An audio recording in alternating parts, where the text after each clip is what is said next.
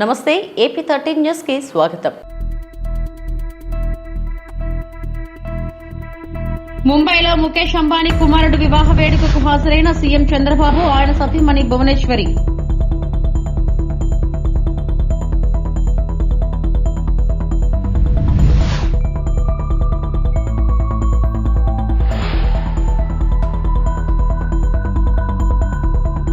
తల్లులను అబద్దాలతో మభ్యపెడుతున్న జగన్ రెడ్డి. మంత్రి నిమ్మల రామానాయుడు మీడియా సమావేశం.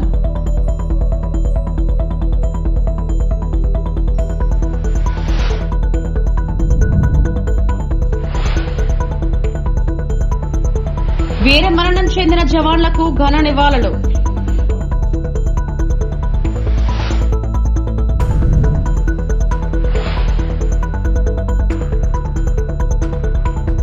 ముంబైలో ముఖేష్ అంబానీ కుమారుడు అనంత్ అంబానీ వివాహ వేడుకకు సీఎం చంద్రబాబు నాయుడు, ఆయన సతీమణి భువనేశ్వరి హాజరయ్యారు. చంద్రబాబు నాయుడు, భువనేశ్వరి ఈ శుభకార్యానికి హాజరై అనంత్ అంబానీ, రాధిక దంపతులను ఆశీర్వదించారు. చంద్రబాబుతో పాటు ఉప ముఖ్యమంత్రి పవన్ కళ్యాణ్, కేంద్ర మంత్రి రామ్మోహన్ నాయుడు తదితరులు పాల్గొన్నారు. 8 ఏళ్ల బాలిక అత్యాచారం గురించి నిర్లక్ష్యంగా సమాధానం చెప్పిన డిప్యూటీ సీఎం పవన్ కళ్యాణ్. ముచ్చుమరిలో బాలిక హత్య గురించి పవన్ కళ్యాణ్ ను ప్రశ్నించిన నేషనల్ మీడియా చట్టం ఏం చెబుతుందో చూద్దాం, నేను కూడా ఎదురు చూస్తున్నా అంటూ కనీస బాధ్యత లేకుండా సమాధానం చెప్పిన Pawan Kalyan.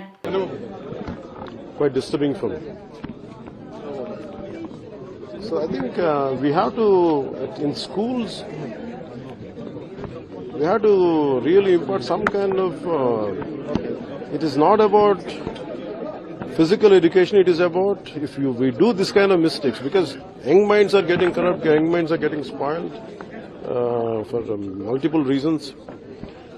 But somewhere the punishment has to be, it will be dealt with a severe punishment at the school level. I think principals or teachers, I think that culture has to be conveyed to them, that kind of culture. And rest we don't know as on now. Again, law has got a very different approach, different perspective to handle these things. I think I'm also looking forward what judiciary will say on this. Sir, one more question. తల్లులను అబద్దాలతో మభ్యపెడుతున్న Jagan Reddy. నీలి media, మంత్రి Nimmala Ramanaidu media సమావేశం. మోసాలు చేసి అధికారంలోకి వచ్చిన జగన్ రెడ్డి 5 ఏళ్లు ప్రజలకు ఇచ్చిన ఒక్క హామీ కూడా అమలు చేయలేదు. అమ్మఒడి ఎంతమంది ఉన్నా ఇస్తామని భారతిరెడ్డి గడప గడపకు వెళ్లి చెప్పారు. పోనీ ఒక్కరికే 15,000 అయినా ఇచ్చారా అంటే, ఒక ఏడాది పూర్తిగా అమ్మఒడి ఎగ్గొట్టి 4 ఏళ్లు ఇచ్చాడు. 15,000 ఇస్తా అని 12,000 ఇచ్చారు. ఇలా మోసాలు చేశారు కాబట్టే జగన్ రెడ్డిని ప్రజలు ఓడించారు. ఈ రోజు మేము తల్లికి వందనం ఎంతమంది పిల్లలకైనా ఇస్తామని మేము చెప్తుంటే తప్పుడు ప్రచారం చేస్తూ జగన్ రెడ్డి తప్పుడు పనులు.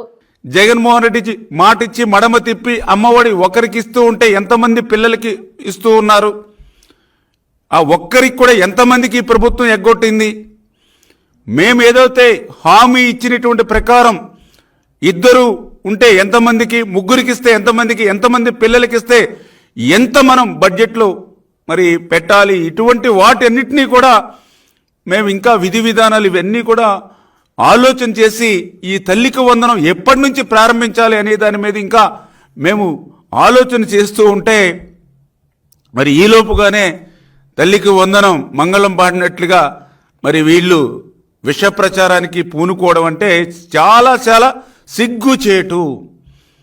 ఎందుకు సిగ్గుచేటు అంటున్నానంటే, తల్లికి వందనం గురించి ఈ వైఎస్ఆర్సీపీ నాయకులకు మాట్లాడేటువంటి అర్హత లేదు అని ఎందుకు చెప్తున్నానంటే, ఆ రోజు ఏదైతే అమ్మఒడి గురించి ఆ రోజు ఎన్నికలకు ముందు ఇంటింటికి ప్రచారం చేసినప్పుడు ఆ రోజు చాలా క్లియర్గా మీ ఇంట్లో ఎంతమంది పిల్లలుంటే అందరికీ కూడా అమ్మఒడిస్తాము, 2 పిల్లలుంటే 30,000 రూపాయలు ఇస్తాము.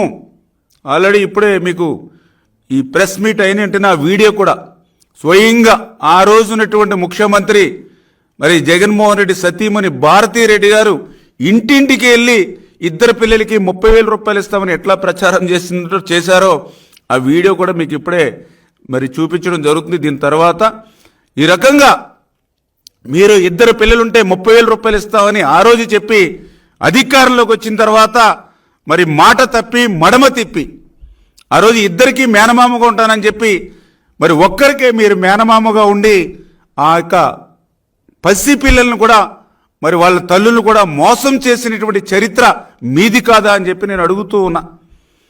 అదేవిధంగా ఆ రోజు మీరు 2019లో మే నెలలో అధికారం చేపట్టిన తర్వాత మీరేదైతే మీ ఎన్నికల హామీ ఏదైతే అమ్మఒడి ఉందో దాన్ని మరి ఒకరికే ఎగ్గొట్టినటువంటి ఇచ్చి మరొకరికి ఎగ్గొట్టినటువంటి ఆ అమ్మఒడి సైతం ఎప్పుడు అమలు చేశారు మీరు? 2020లో. 2019లో అధికారంలోకి వచ్చి ఆ మోసం దగా చేసి ఒక్కరికి ఇస్తానన్న అమ్మఒడి కూడా 2020 వరకు కూడా మీరు ఆ పథకాన్ని అమలు చేయనటువంటి మీరు 30 రోజులు కూడా మేము అధికారం రాకకుండానే మరి మమ్మల్ని ప్రశ్నించేటువంటి అధికారం మీకు ఎక్కడుందని చెప్పి వైసీపీ నాయకుల్ని ప్రశ్నిస్తూ ఉన్నా. ఆరోపణలు చేసిన టీవీ5 సాంబశివరావు, మహా న్యూస్ వంశీ, ఆంధ్రజ్యోతి అందరి మీద చట్టానికి లోబడి చర్యలు తీసుకుంటా ఎవరిని వదిలే ప్రసక్తే లేదు అని విజయసాయిరెడ్డి వైఎస్ఆర్సీపీ రాజ్యసభ ఎంపీ పేర్కొన్నారు. సమాజాన్ని అంతరాలు లేనటువంటి సమాజాన్ని తీర్చిదిద్దేదానికి నా వంతు కృషి నేను చేస్తా ఉన్నా. బరి తెగించి హద్దులు మీరి ఇష్టానుసారంగా ఆధారాలు లేకుండా నిరాధారమైనటువంటి ఆరోపణలు ఒక ఆదివాసీ స్త్రీతో సంబంధం ఉన్నట్టుగా మీరు చెప్పి ఈరోజు అదే ఆధారాలు మీరు ఎవరెవరికి సబ్మిట్ చేయాల్సి ఉంటుంది అన్నటువంటి విషయాన్ని నేను రాబోయేటటువంటి నా యొక్క ప్రెస్ కాన్ఫరెన్స్లో నేను ఎక్స్ప్లెయిన్ చేస్తాను. ఈ కుట్ర కుతంత్రాల వెనక ఎవరున్నారు అనే విషయాన్ని నేను ప్రశ్నిస్తా ఉన్నా. నాకు వ్యతిరేకంగా అనైతికంగా ప్రవర్తించినటువంటి వాడు వంశీకృష్ణ, 2 రాధాకృష్ణ, 3 బిఆర్ నాయుడు, 4 వెంకటకృష్ణ, 5 సాంబడు. నేను చెప్తా ఉన్నా, తప్పకుండా మీ అందరూ కూడా చట్టానికి లోబడి మీ అందరి మీద చర్యలు తీసుకోవడం జరుగుతుంది. ప్రతిపక్షంలో ఉన్నాడు వీడు విజయసాయిరెడ్డి ఏం చేస్తాడు లేనని మీరు తేలిగ్గా తీసుకోవచ్చు. కానీ విజయసాయిరెడ్డి ఒక్కసారి పట్టుబడితే ఆ రోజు రామోజీరావు నాతో తగువేసుకున్నాడు. నేను ఏ రోజు రామోజీరావుని కలవలే. 1 సంవత్సరం రోజులు ట్విట్టర్ ద్వారా రామోజీరావుని నేను ఎదిరించా, వేధించా. ఏం చేశాడు? అదేవిధంగా అటు రాజ్యాంగబద్ధంగాను నాకున్నటువంటి ఏ అయితే వసతులున్నాయో అన్ని వసతులను ఉపయోగించి వీళ్ళందరికీ కూడా బుద్ధి చెప్తాను అన్నటువంటి విషయాన్ని నేను తెలియజేస్తా ఉన్నా. ఇక యూట్యూబ్ ఛానల్స్ కావచ్చు, కొంతమంది సోషల్ మీడియాలో గ్రూప్స్ క్రియేట్ చేశారు. ఆ గ్రూప్స్ కానీ చట్టరీత్యా నేను చర్యలు తీసుకోపోతున్నాను అన్నటువంటి విషయాన్ని నేను మీకు తెలియజేస్తా ఉన్నా. ఆ చర్యలు ఏందనేది కూడా మీకు చెప్పి చేస్తాను. మీకు వెన్నుపోటు పొడిచేటటువంటి ఉద్దేశం నాకు లేదు. మీకు చెప్పి చేస్తాను.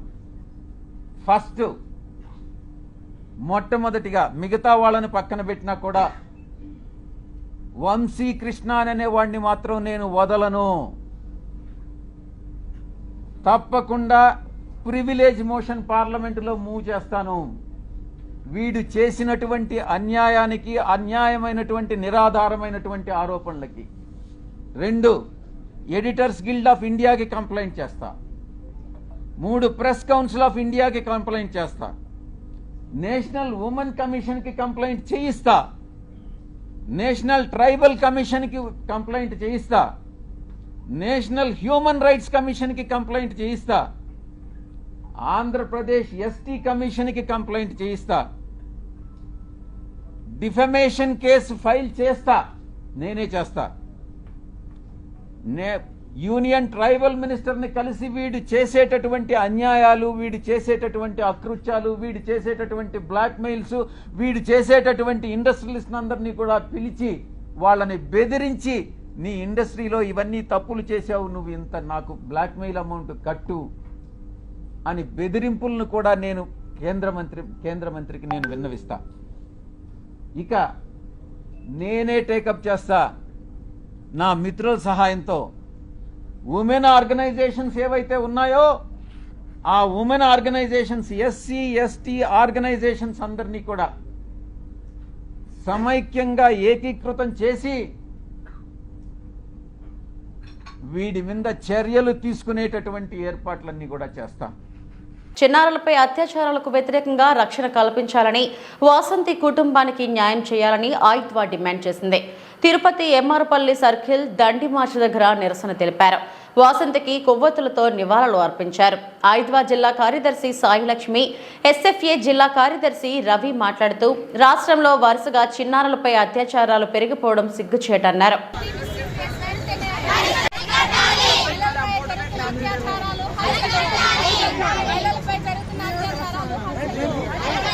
అరికట్టాలి మహిళలపై జరుగుతున్న లైంగిక అత్యాచారాలు, అరికట్టాలి మహిళలపై జరుగుతున్న లైంగిక అత్యాచారాలు, అరికట్టాలి మహిళలపై చిన్నారులపై జరుగుతున్న లైంగిక అత్యాచారాలు,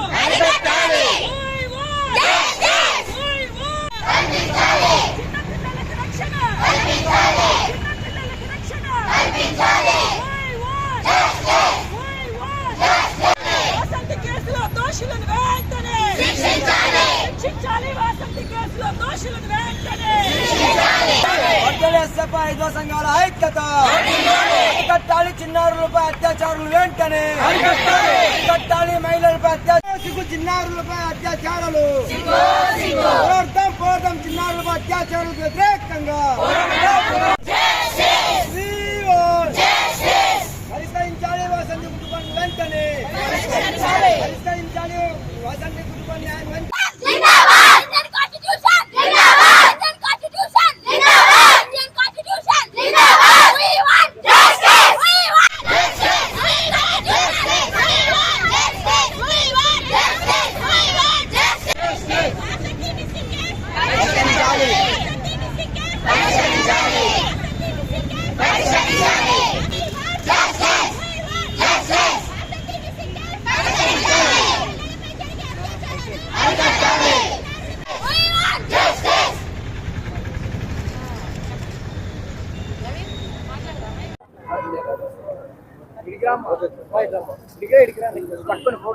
రాష్ట్రంలో కొత్త ప్రభుత్వం వచ్చింది.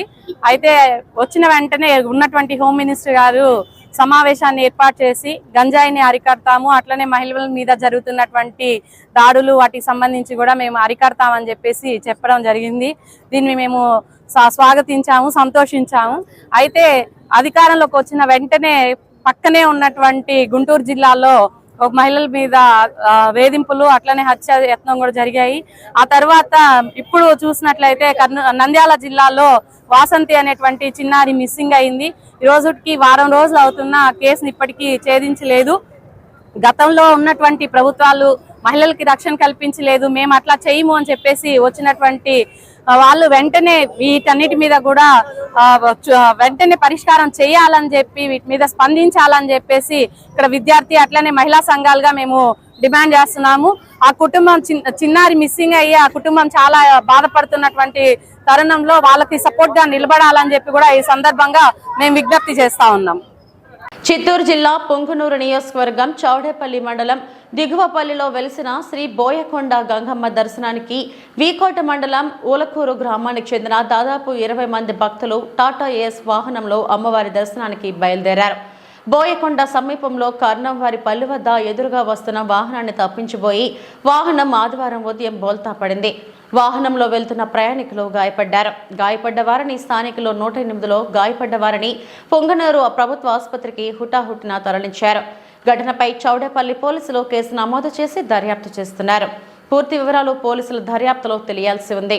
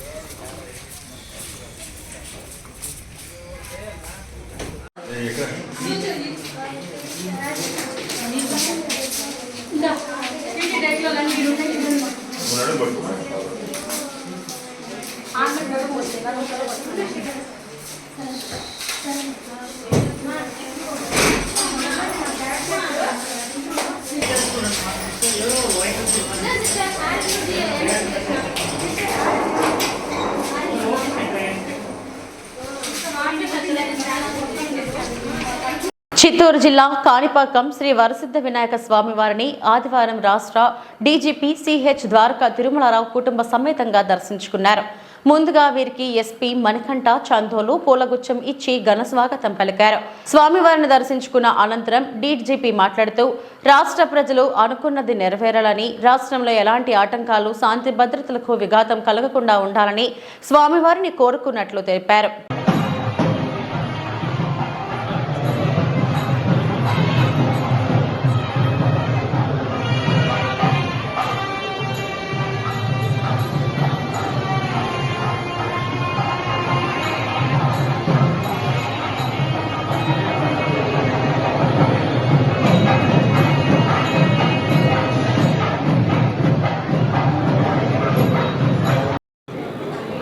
అందరికీ నమస్కారం. ఈరోజు కాణిపాకం విఘ్నేశ్వర స్వామిని దర్శించుకోవడం జరిగింది. రాష్ట్రంలో అందరికీ కూడాను వాళ్ళు అనుకున్న పనులు జరగడానికి ఏదైనా విఘ్నాలు జరగకుండా ఉండాలని, ముఖ్యంగా శాంతి భద్రతలు కాపాడటంలో అన్ని విధాల పోలీస్ శాఖ చేసేటువంటి కృషికి స్వామి సంపూర్ణ సహకారంగా ఉండాలని చెప్పి ఆశిస్తుండాలని చెప్పి కోరుకోవడం జరిగింది. నేను ఛార్జ్ తీసుకున్నాక వచ్చాక ముఖ్యంగా నేర పరిశోధన అయితేనేమి, శాంతి భద్రత విషయంలో అయితేనేమి, ముఖ్యంగా ఆలయాలకు సంబంధించిన సెక్యూరిటీ కానీ, అదేవిధంగా ఎక్కడైనా సరే ప్రజలకు అంత సెక్యూరిటీ ఇవ్వడంలో కానీ అన్ని విధాలా కృషి చేస్తామని తెలియజేసుకుంటా ఉన్నాం.